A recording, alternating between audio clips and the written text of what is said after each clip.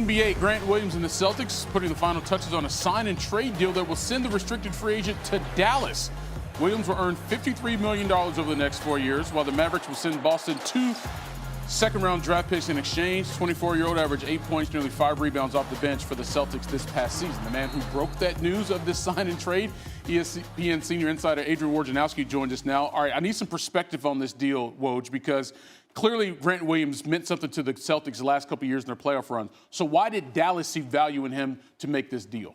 Well, this is a Dallas team that has had to build out their roster this offseason. They've done a good job of that, getting Grant Williams now in this sign-and trade, Rashawn Holmes, the center from Sacramento, and then in free agency, bringing in Seth Curry, and they had a good draft. So this is a Dallas team that, with Kyrie Irving and Luka Doncic, they've improved themselves this summer. For the Celtics, I think once they made the Kristaps Porzingis deal, invested about $30 million this year, and then with the expectation they'll extend him, that was really the end for Grant Williams, who played a lot of small ball center for Boston. They've got a lot of players that they've got to pay in Boston.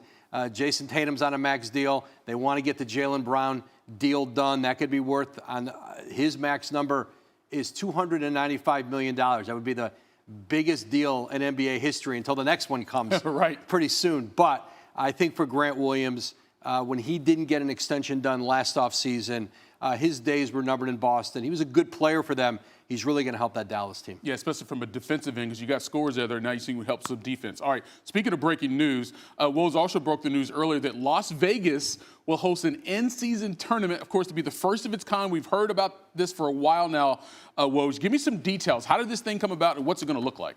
Well, the NBA has been talking about this in-season tournament for years. They originally wanted to bring it in with the play-in tournament. During the pandemic, they decided, let's just do one. But the in-season tournament this year, the Final Four will be in Vegas December 7th and 9th. And so essentially it will be baked into the regular season schedule, and then 8 teams will emerge out of that and play a tournament. Look at like the Maui Invitational, the old Great Alaska Shootout, where, in the season you have this quick little tournament with some great teams playing each other. Doesn't equate to an NBA championship, but people get into it. It has meaning. And for the NBA, Adam Silver's wanted to do this for a long time, taking it from European soccer. Saturday night, Malika Andrews is hosting our show in Vegas with more details about this.